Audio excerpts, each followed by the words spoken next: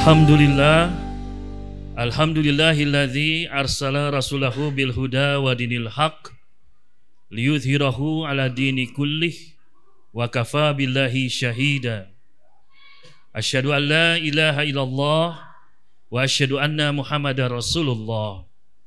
Allahumma shalli ala Sayyidina Muhammad kama shallaita ala Ibrahim fil alamina innaka Hamidum Majid. Qala Allah Ta'ala fil Qur'anil Karim, a'udzu billahi minasy syaithanir rajim. Bismillahirrahmanirrahim. Subhanalladzi asra bi 'abdihi lailam minal masjidil haram ilal masjidil aqsa alladzi barakna haulahu linuriyahu min ayatina innahu huwas samiul basir. Shadaqallahul azim. Hadirin sidang salat Jumat Masjid Imaduddin yang khatib banggakan dan dimuliakan Allah. Pertama, khatib berwasiat kepada diri sendiri dan kepada para jamaah sekalian agar kita selalu istiqomah di dalam meningkatkan takwa kepada Allah Subhanahu wa taala. Dan janganlah kita wafat kapan dimanapun kecuali dalam keadaan sebagai orang beriman, dalam keadaan sebagai seorang muslim. Amin ya rabbal alamin. Dalam kesempatan khutbah Jumat yang singkat ini, khatib ingin mengajak jamaah sekalian untuk mengingat dan membicarakan sedikit tentang Masjidil Aqsa.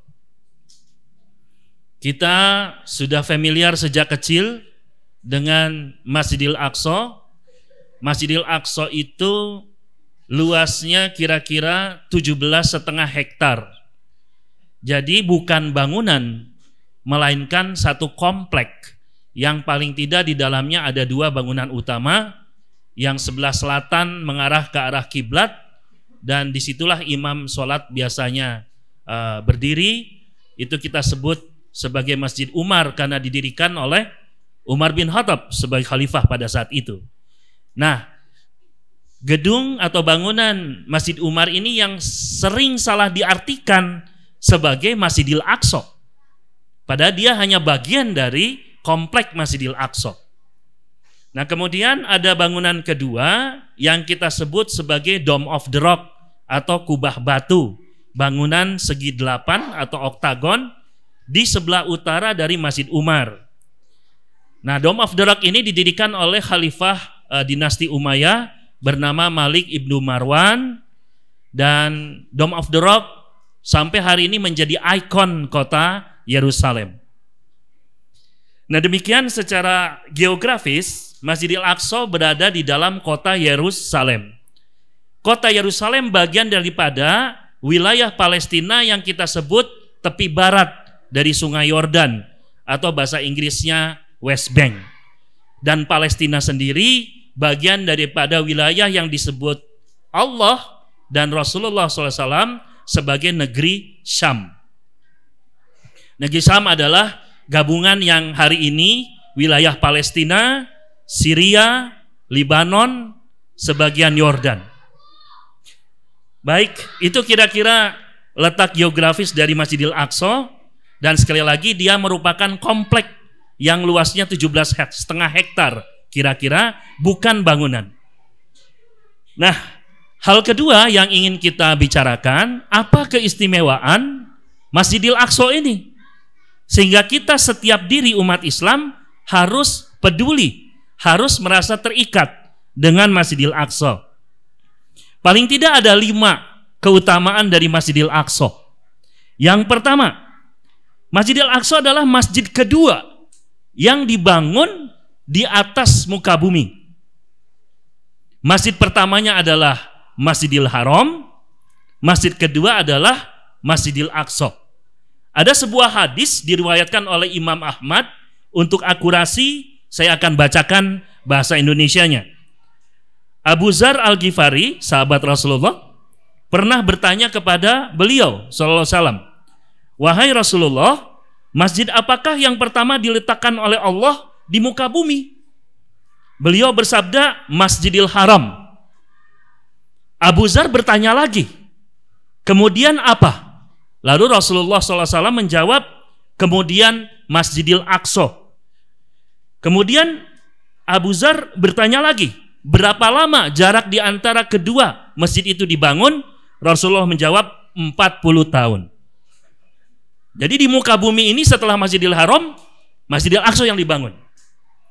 Itu keutamaan pertama. Keutamaan kedua, kita tahu dalam sejarah Masjidil Aqsa adalah kiblat kedua. Kiblat pertama, saya koreksi, ya, sebelum Allah memerintahkan kepada Rasulullah memindahkan arah sholat ke kiblat Ka'bah di Masjidil Haram. Jadi Masjidil Aqsa adalah kiblat pertama dari kaum muslimin untuk menjadi arah sholat. Seperti itu. Kemudian keutamaan ketiga, Masjidil Aqsa adalah warisan dari para nabi dan rasul yang semuanya beragama Islam, mengajarkan ajaran tauhid, la ilaha illallah. Paling tidak yang kita bisa deteksi, ada satu pendapat yang mengatakan bahwa Masjidil Aqsa dibangun oleh Nabi Adam alaihissalam. Berarti Rasul pertama yang engage dalam Masjidil Aqsa adalah Nabi Adam. Kemudian ada nama Ibrahim alaihissalam. Nabi Ibrahim sendiri makamnya sampai hari ini kira-kira 15 menit kalau naik mobil ke selatan kota Yerusalem. Nama kotanya Hebron. Ya, di situ ada Masjid Al-Khalil, di dalamnya ada makam Masjid Ibrahim, Nabi Ibrahim, kemudian Nabi Ishak anaknya Nabi Ibrahim, kemudian Nabi Yakub, ya, anaknya Nabi Ishak, dan Nabi Yusuf.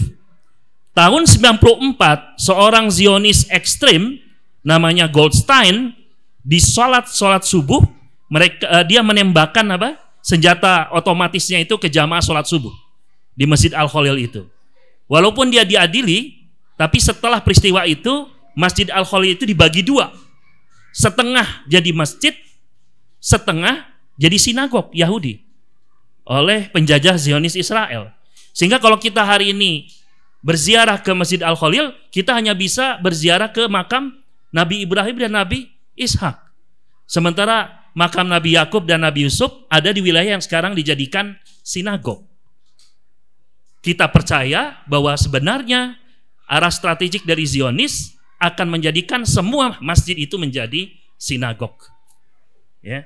Setelah Nabi Ibrahim, Nabi Ishak, Nabi Yakub, kemudian ada juga Nabi Syuaib, mertuanya Nabi Musa. Beliau makamnya di sekitar perbatasan antara Palestina dengan Yordan.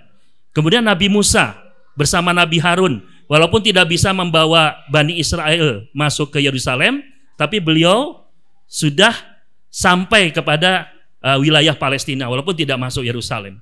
Lalu kita tahu ada Nabi Daud alaihissalam, Nabi Sulaiman alaihissalam, yang membangun Masjidil Aqsa menjadi lebih bagus. Ya, dalam versi orang Yahudi itu adalah kuil Yahudi. Tapi akidah kita mengatakan Nabi Sulaiman itu Muslim, itu di dalam Al-Quran. Kalau bukan Muslim, beliau tidak mungkin membuat surat ke Ratu Saba dengan awalan Bismillahirrahmanirrahim. Ya, jadi Nabi Daud, Nabi Sulaiman, sebelumnya juga sampai ke Nabi Ibrahim, mereka semua adalah Muslim. Dan terakhir adalah Nabi Zakaria, Nabi Yahya, Nabi Isa.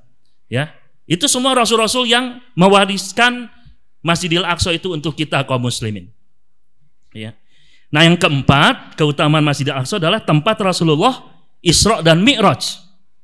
Jadi Isra-nya tadi di dalam ayat Al-Isra ayat 1 yang tadi khotib bacakan, pada malam hari Rasulullah diperjalankan oleh Allah dari Masjidil Haram ke Masjidil Aqsa, Isra.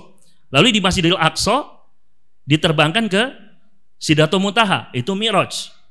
Nah, dalam kajian di Masjid Imaduddin beberapa waktu lalu, seorang senior kami, Dr. Heri Norman, bertanya, kenapa Rasulullah oleh Allah diatur kok transit dulu di Masjidil Aqsa? Kalau memang tujuannya perintah sholat di Sidratul Muntaha, udah aja langsung ke Sidratul Muntaha dari Masjidil Haram. Nah, salah satu hikmahnya, transit dulu di Masjidil Aqsa memberi sinyal Allah kepada kita bahwa tempat itu penting bagi kita umat Islam. Ya. Nah, kemudian yang terakhir adalah Masjidil Aqsa itu masjid ketiga yang utama untuk kita kunjungi. sebagai tempat beribadah setelah Masjid Haram dan Masjid Nabawi. Ini ada hadisnya, riwayat Bukhari, riwayat Muslim. Janganlah bersengaja melakukan perjalanan dalam rangka ibadah dan tujuan perjalanan adalah tempatnya kecuali 3 masjid. Masjid Nabawi, masjidku ini kata Rasulullah, Masjidil Haram dan Masjidil Aqsa. Jadi ini keutamaan. Kita kalau punya uang, kita tabung, kemudian kita ziarah ke 3 masjid itu. Ya. Nah, kalau secara teknis jangan lewat wilayah pendudukan Israel. Dari Yordania kita naik bus atau mobil ke wilayah Palestina melalui Jericho. Nanti Jericho baru masuk ke Yerusalem. Dari Yerusalem, nah kita cari travel bureau-nya yang punya orang Islam. Kalau makan di restoran atau di pasar, beli dari yang orang Islam. Ya, kalau tinggal di hotel atau penginapan, tinggal di hotel yang punya orang Islam. Sehingga kita membesarkan ekonomi umat Islam di situ. Jadi itulah kelima keutamaan dari Masjidil Aqsa. Tahun 94, khatib diajak orang tua ke sana. Kota Yerusalem itu 90% penduduknya adalah orang Arab. Dan dari orang Arab tadi 90%-nya beragama Islam. Ya. Sehingga Dewan Keamanan PBB sudah membuat resolusi bahwa Israel tidak boleh mengakui Yerusalem sebagai ibu kota mereka. Ya, jangankan Yerusalemnya, tepi barat itu ya beberapa wilayah ya, termasuk di dalamnya kota Hebron, Yerusalem, Bethlehem, Nazaret, itu harus dikembalikan kepada orang Palestina. Karena mereka ambil itu dengan paksa pada tahun 1967. Baik, saya kira untuk menutup khutbah yang pertama, kita coba ingat peristiwa tahun 638 Masehi. Saat Umar bin Khattab diminta oleh uskup di Yerusalem untuk datang langsung ke Yerusalem. Karena umat Islam diminta membebaskan kota itu dari kerajaan Romawi Timur yang dianggap menindas. Nah, dikisahkan uskup itu menunggu-nunggu sampai datang 2 orang laki-laki, satu jalan kaki menenteng onta, satu lagi naik onta. Dikira yang naik onta itu Umar bin Khattab, ternyata yang berjalan kaki karena untanya dikisahkan tinggal satu kemudian bergantian ya, naik yang satu turun. Nah, nyampe Yerusalem ternyata Umar bin Khattab giliran yang jalan. Maka uskup agung Yerusalem itu terkagum-kagum, tidak menyangka, dikira seperti Kaisar Romawi Umar bin Khattab itu. Dan di situ beliau pidato kepada orang-orang Kristen, kami menjamin jiwamu aman. Kami menjamin harta bendamu tak akan kami ganggu. Kami menjamin kalian bisa beribadah dengan tenang sesuai agama kalian. Dan kami jamin kalian tidak akan kami paksa pindah agama. Itu jaminan dari Umar bin Khattab. Ya. Kepada orang Yahudi, beliau juga menyampaikan jaminan yang sama. Jadi kalau ada gerakan antisemit, anti-Yahudi, gerakan itu dilakukan orang-orang barat di Eropa. Justru ketika umat Islam di dinasti Umayyah berjaya, Abbasiyah berjaya, di Andalusia berjaya, banyak orang-orang Yahudi diangkat jadi pejabat. Nah, pada saat Reconquista, orang-orang Katolik di Spanyol itu mengambil alih kembali Andalusia dari kaum muslimin, maka orang-orang Islam dan orang-orang Yahudi dikejar-kejar. Ya, cuma ada 2 opsi. Kalian pindah agama atau kami bunuh. Nah, saat itu di Turki Utsmani sedang ada Sultan Bayezid II, putra kandung dari Sultan Muhammad Al-Fatih. Ya, Sultan Bayezid II bilang, kalian orang Yahudi kami lindungi di sini. Ya, sama seperti kami melindungi saudara kami kaum muslimin. Kalian tentram, aman di sini. Sehingga satu hal yang membingungkan secara naluri kemanusiaan, kalau pihak yang mereka banyak ditolong, ya kaum muslimin, justru sekarang mereka bantai di Palestina. Dan kalau kita lihat bagaimana sejarah pada saat Perang Dunia Pertama itu selesai, banyak orang-orang Yahudi dari Eropa diterima oleh kaum Palestina yang muslim, diberikan makanan, diberikan tempat tinggal. Sekarang yang terjadi, orang-orang Palestina diambil rumahnya, diambil tanahnya, diusir ya, kemudian diblokade untuk akses kepada makanan, minuman, termasuk persenjataan. Ya, sehingga yang terjadi dalam beberapa hari terakhir bukan peperangan tapi pembantaian. Seperti itu. Mungkin yang terakhir saya sampaikan bagaimana akhlak Umar bin Khattab, cerminan dari akhlak Rasulullah SAW sebagai Muslim, itu ditiru kembali oleh Sultan Salahuddin Al-Ayyubi. Jadi 1099 Masehi, tentara salib dari Eropa itu mengambil alih Yerusalem dan Masjidil Aqsa. Masjidil Aqsa itu dirubah jadi gereja. 1187, 88 tahun berikutnya, Salahuddin Al-Ayyubi mengkonsolidasi umat Islam, merebut kembali Yerusalem itu. Ya, kemudian pasukan Eropa nggak mau terima. Ya, dipimpin Raja Richard dari Inggris, mereka kembali menyerang Yerusalem untuk mengambil alih kota itu. Nah, satu saat Raja Richard ini sakit. Nah, ini dikisahkan oleh mereka, bukan oleh orang Islam. Catatan sejarah. Sultan Salahuddin mendengar Raja Richard, pemimpin tentara salib, sakit di tendanya. Dan beliau menghentikan perang. Nah, beliau mengirim intelijen, ternyata Raja Richard tidak bisa disembuhkan oleh tabib dari Eropa. Karena saat itu kan kedokteran Islam lebih maju daripada di Eropa. Nah, Raja Richard melakukan sayembara, siapa yang bisa menyembuhkan saya, minta apapun dikasih. Tapi kalau nggak bisa menyembuhkan, akan saya bunuh.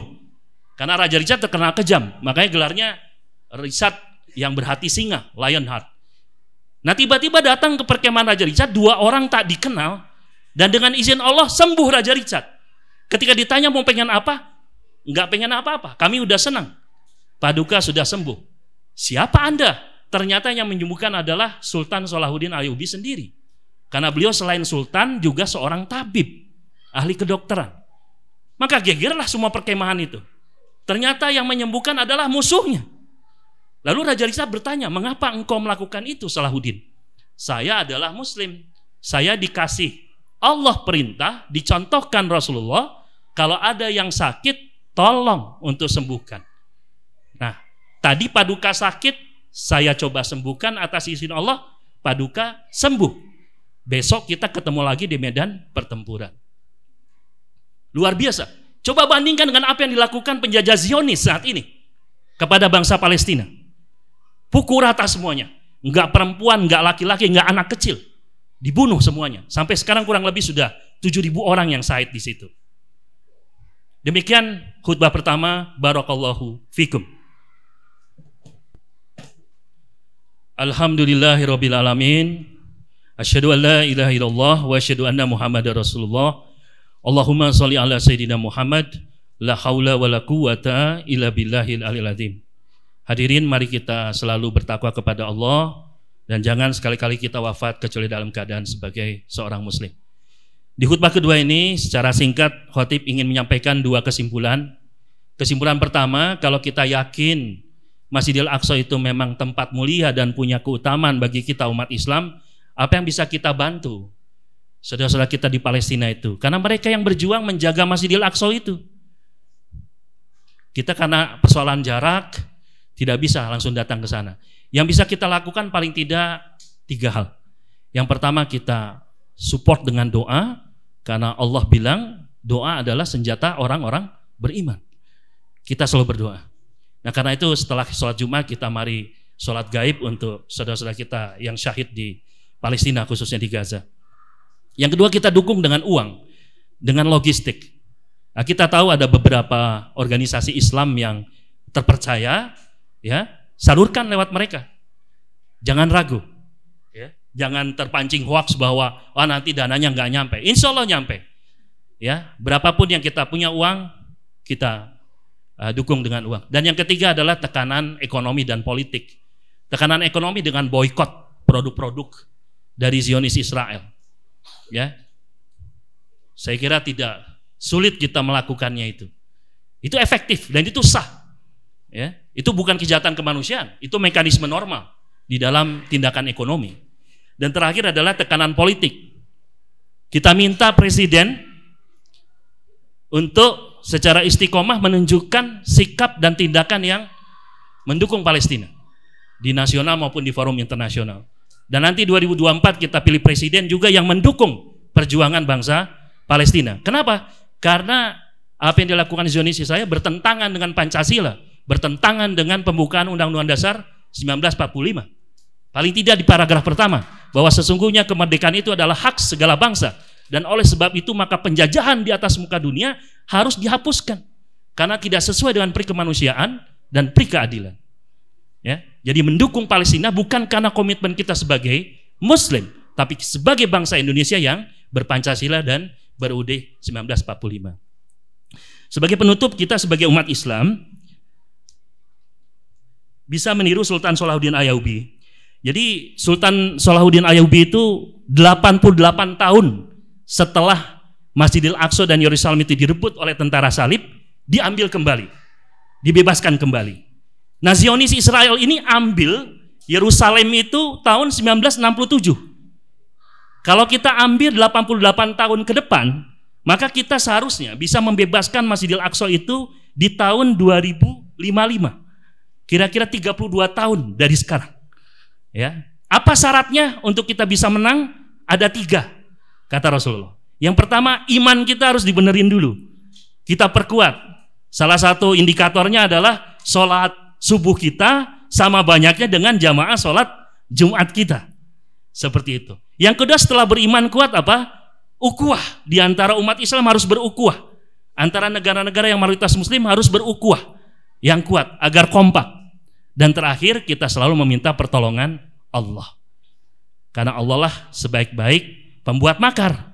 Kalau orang-orang Zionis Israel itu membuat makar, maka makar Allah lebih bagus dari makar mereka. Mari kita berdoa kepada Allah. A'udzubillahi minasyaitonirrajim. Bismillahirrahmanirrahim. Astaghfirullahaladzim, subhanallah, walhamdulillah, wa la ilaha illallah, Allahu akbar. Allahumma salli ala sayyidina Muhammad, la hawla wa la quwata illa billahil alil adim.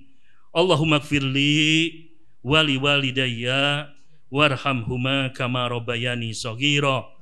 Allahumma gfirli wali walidayya wal ikhwan wal mu'minina wal mu'minat wal muslimin wal muslimat al ahya'i minhum wal amwat innaka sami'un qaribun mujibud da'wat. Rabbana zalamna anfusana wa illam taghfir lana wa tarhamna lanakunanna minal khasirin. Allahumma inni a'udzubika minal hammi wal hazan wa minal ajli wal kasal wa minal jubni wal bukhl wa min ghalabatid dain wa qahri rijal. Ya Allah, berikan kami kekuatan ya Allah umat Islam untuk selalu komit cinta dan memberi kepedulian kepada Masjidil Aqsa, kepada Yerusalem, kepada wilayah Palestina dan negeri Syam yang Kau berkahi ya Allah. Ya Allah, berikan kekuatan, perlindungan, ridho barokahmu kepada saudara kami bangsa Palestina ya Allah di dalam perjuangan mereka melawan penjajahan Zionis Israel. Ya Allah ya Rabbi, berikan kemudian jalan kepada kami untuk memperkuat iman. Berikan kami kemudahan jalan dan ridho-Mu ya Allah untuk berukhuwah Islamiyah sesama kaum muslimin, dan berikanlah kemudahan jalan ya Allah dengan pertolongan-Mu untuk kami mencapai kemenangan, menjaga, menyelamatkan dan membebaskan kembali Masjidil Aqsa. Rabbana atina fid dunya hasanah wa fil akhirati hasanah wa qina adzabannar. Amin ya rabbal alamin. Terima kasih. Assalamualaikum warahmatullahi wabarakatuh.